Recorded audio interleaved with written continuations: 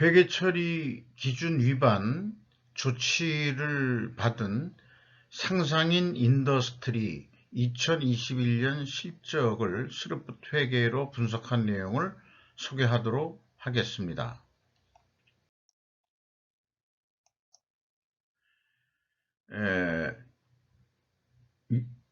회계 처리 기준 위반 내용의 그 보도 내용을 보면은요, 2017년에서 2019년 사이에 그 전환사채 발행이 됐는데 중복 발행을 해가지고 부채를 누락시켰다.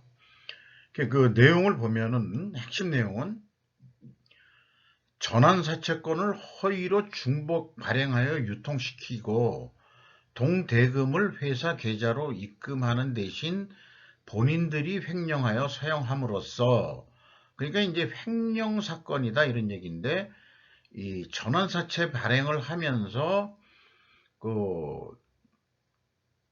중복 발행을 시켜서 돈을 해먹었다. 한마디로 이런 얘기네요. 그리고 종속기업 주식 등 처분 손실을 과대 계상해서 손실을 과대 계상했다면 영업이익이 적게 나오도록, 당기순이익이 이렇게 했다는 얘기네요. 이거에 대해서 감사했던 법인들은 감사 제안을 받고 그런 조치들이 있었던 것 같습니다. 그런데 검찰 통보라든지 이런 거는 없는 것 같고요. 어, 특수기계 목적 회사라고 되어 있는데 주석 내역을 보면은 선박용 크레인, 선박 구성 부품 및 선박 의장품 등의 제조 판매업 등 해서 조선사에 주로 납품하는 그런 업종으로 되어 있습니다. 시가는 4월 10일 4월 한 8일일 겁니다. 932원으로 전년보다 162원이 증가했고요. 장부 가격 대비율은 272%까지 뛰었습니다. 그 다음에 5% 이상 주주를 보면은 상상인 선박기계가 35.87% 지분을 소유하고 있고 상상인이 15.97%를 소유하고 있습니다. 상상인 선박기계의 최대 주주는 상상인이 100% 지분을 소유하고 있고 이 상상인의 최대 주주는 유준원 씨라고 23.34%를 소유하고 있으면서 여러 계열사들을 지배하고 있는 것으로 나타납니다.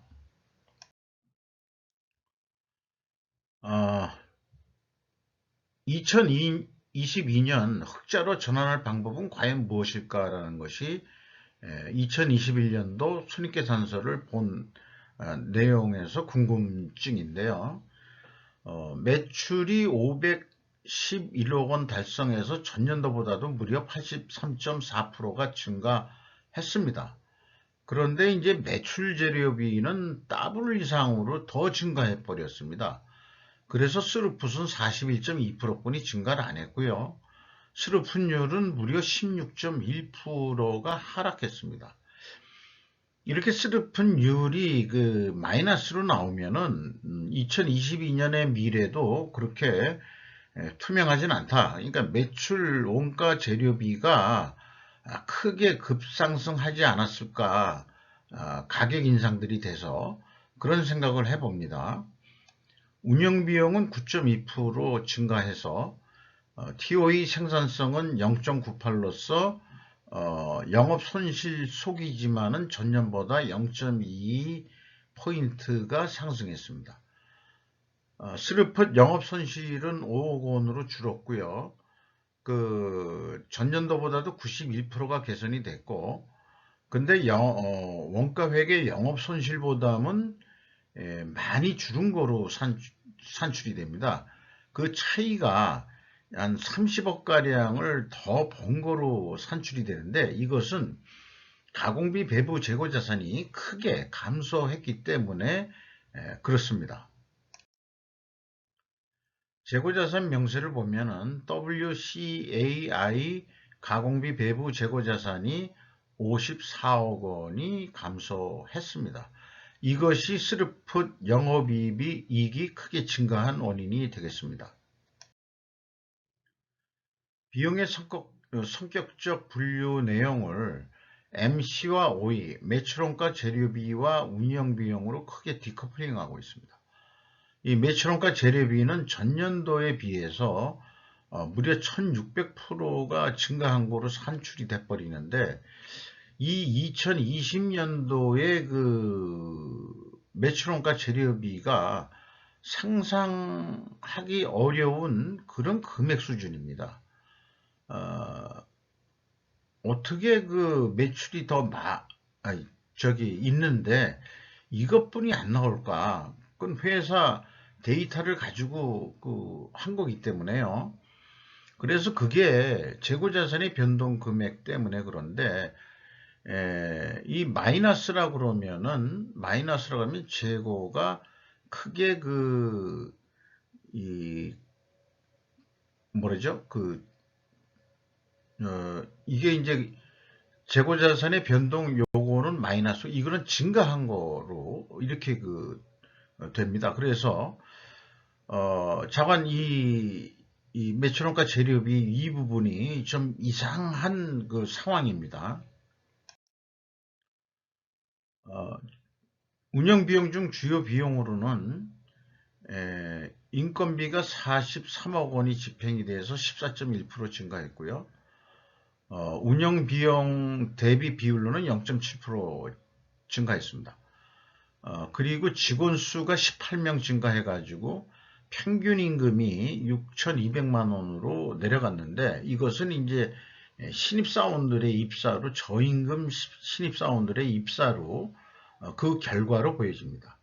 그래서 그 임금이 깎였다기보다는 직원 수가 증가하면서 저임금 대상자들이 많이 늘어나서 이렇게 내려간 거로 산출된다고 볼 수 있겠습니다. 외주비가 크게 증가했습니다. 24.1% 증가를 했고요. 대표이사는 김동원 씨로 3년 연속 연임을 하고 있습니다. 아마 임기 종료가 2020년이었는데 이게 2023년까지 임기가 연장된 거로, 그렇게 연임된 것으로 그렇게 나타납니다.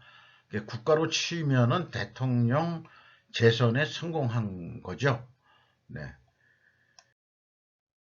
가공 비율이 하락을 했습니다. 역시 이것은 상대적으로 매출 재료비가 재료비 비율이 크게 상승했다, 이렇게 봐지고 실제 재료비 단가들이 인상된 거로 그렇게 추정이 됩니다. 그리고 PQ 총 제조 비용의 차이는 다음 장에서 말씀드리도록 하겠습니다.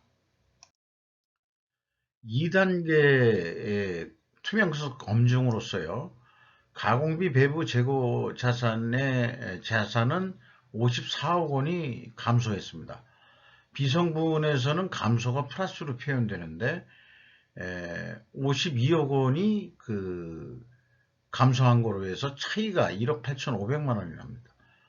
그래서 회사가 재고자산의 변동 기준을 전체 재고자산으로 가져가고 있다고 가정하고서 가공비가 배부되지 않는 재고자산의 증가액을 가감해서 봐주더라도 갭2로 계속 차이가 남는다.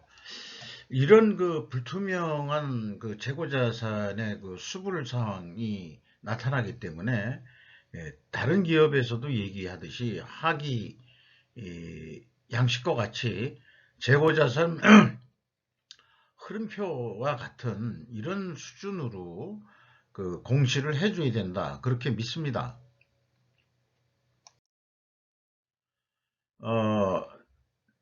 연이어서 얘기를 하자 그러면은 유형자산 명세는 이렇게 하면서 왜 재고자산은 이렇게 하지 못하는 것일까, 제가 의문형으로 표시해 봤습니다만은, 재고자산도 아까 재고자산 흐름표와 같이 좀 해야 된다고 얘기를 한 것은, 유형자산 쪽에서는 이제 수직으로 표현했는데요.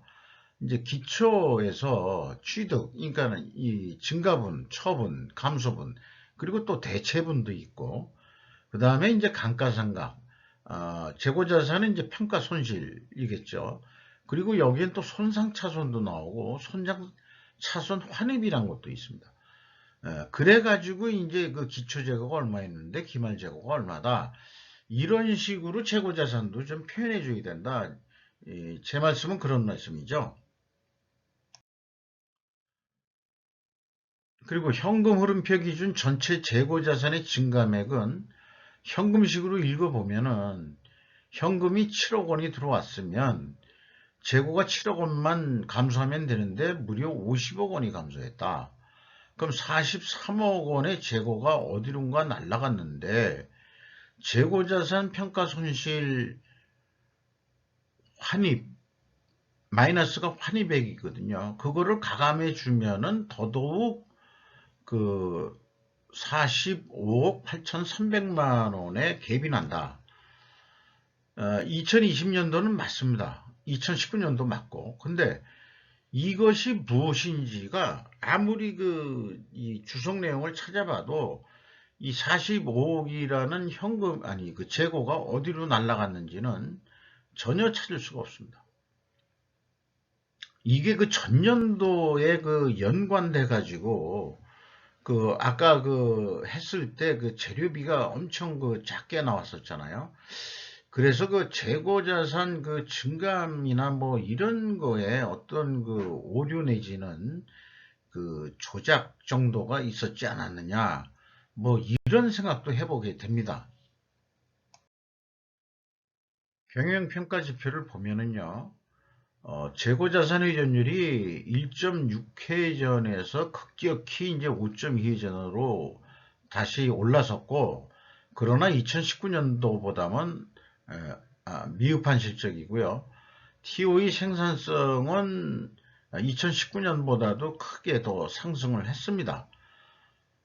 그리고 재고 회전율이 그 상승하면은 재고 목표율은 이렇게 떨어지게 돼 있고요. 70%로 올라갔다가 이제 재고가 쌓여 있다가 풀려가지고 23%까지 버퍼율이 내려갔습니다. 그리고 총자산 회전율은 1.09로 자신의 그 총자산 능력을 100% 넘게 발휘하고 있다. 이렇게 이제 그 산출이 되고요. 매출 채권에 대한 수금 속도는 매우 빠르게 진행이 됐습니다. 이것은 거의 납품, 그러니까 재고 회전율이 5.2회전이면은, 이것이 이제 그 납품 속도라고 봐도 되는 거거든요. 이게 그 5회전밖에는 납품을 안 했는데, 수금은 18회전 속도로 수금을 했다. 그러니까 이런 경우는 성금을 받고서 장사를 한다. 이렇게 볼 수 있겠습니다. 이게 2021년에 특수하게 발생된 사건입니다. 매입 채무 지급 속도는 6.5회전으로 전년보다는 크게 개선이 됐습니다. 원재료 가격 차이를 보면은 역시 그 일반 철강제 포스코 내용을 보면은 포스코가 가격 인상이 되면은 뭐 다른 업체들도 대부분 인상을 합니다. 근데 이 회사는 메이커와 직거래할 수 있는 어떤 규모의 구매액을 못하기 때문에 이 철강 도소매상을 통해 가지고 구입을 하기 때문에 조금 더 비싼 가격에 구매를 하고 있을 것이다, 이렇게 그 추정이 됩니다. 그런데 이제 그 제품 가격도 올랐을 거라고 추정을 했습니다만은 영업 정책상 비공개다, 이렇게 표현을 하고 있습니다. 그러니까 영업 비밀이라는 얘기인데 정책상 그렇다. 이게 뭐 방해산업도 아니고 말이죠. 조선업에 납품하는 부품업체인데 이거가 무슨 누구 큰 경쟁업체가 있는지 없는지는 모르겠습니다만은 이것은 조금 성의가 없는 것 아니겠느냐, 뭐 이런 좀 생각도 들어갑니다. 현금 재무지표로 와서요. 캐펙스 자본적 지출은 29억 원 투자가 됐습니다. 종속기업 및 관계기업 비율은 뭐 아주 작은 규모고요. EAT 세후 현금 순이익은 거꾸로 결손 25억 결손이 났습니다. 마이너스 현금 결손율로 7.8%, 이렇게 나오게 됩니다. 채권자한테 11억 원대를 더 추가 빌려가지고 레버리지율은 24.4%로 증가했습니다. 그 다음에 이제 FEM 최종 54억 원의 현금을 잃었다, 이렇게 볼 수 있겠습니다. 왜냐 그러면은 채권자한테도 돈을 빌려왔음에도 불구하고 이렇게 나왔다는 얘기는 이 자본적 지출에 돈도 썼고 재고자산 구매하는 데도 썼고 그 다음에 다른 등등에도 많이 썼을 거라고 생각합니다. 7항의 FC, FE가 주주잉여 현금 흐름인데요. 그 금액을 자본 변동표에서 가져와 봤습니다.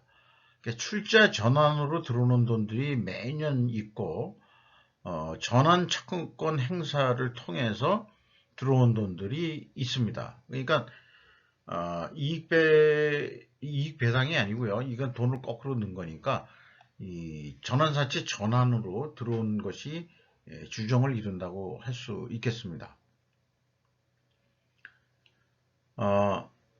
현금 버퍼율은 2.3%로 급격히 떨어졌습니다. 그리고 이익잉여금률은 마이너스 68.1%로 조금 더 말하자면 결손금률이죠. 더 결손금률이 증가를 했습니다. 이렇게 스리폿 경영지표들을 통해 가지고 미래에 어떻게 하면은 이익을 낼 수 있을 거냐 하는 계획을 세볼 수 있는 시뮬레이션 양식을 만들어 본 건데요. 아까 철판 가격이나 이런 등등이 한 50%가량 올랐기 때문에 그것이 계속 적용된다고 보고 2021년도 실적에 50% 인상을 매출 재료비에 가정을 하고 수르푼율도 전년도 실적보다는 60%까지 올려보자. 그리고 재고 회전율도 6회전 정도 한다면 매출은 752억 원 정도만 달성하면 충분히 크게 이익을 낼 수 있을 것이다. 이런 표를 산식을 한번 해본 거죠. 이게 A 플랜이고요. B 플랜이라는 것은 손익분기점 산출 방식을 좀 더 진화시켜서 만든 건데 운영비용 역시 10% 정도 오른다고 보고 그 다음에 이제 마이너스 영업 손실이었기 때문에 이거를 200% 정도 뒤집어 보자.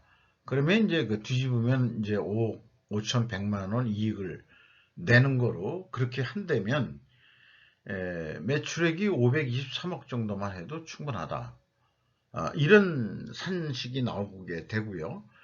그 다음에 이제 back to the basic이라고 해서 종전 가격은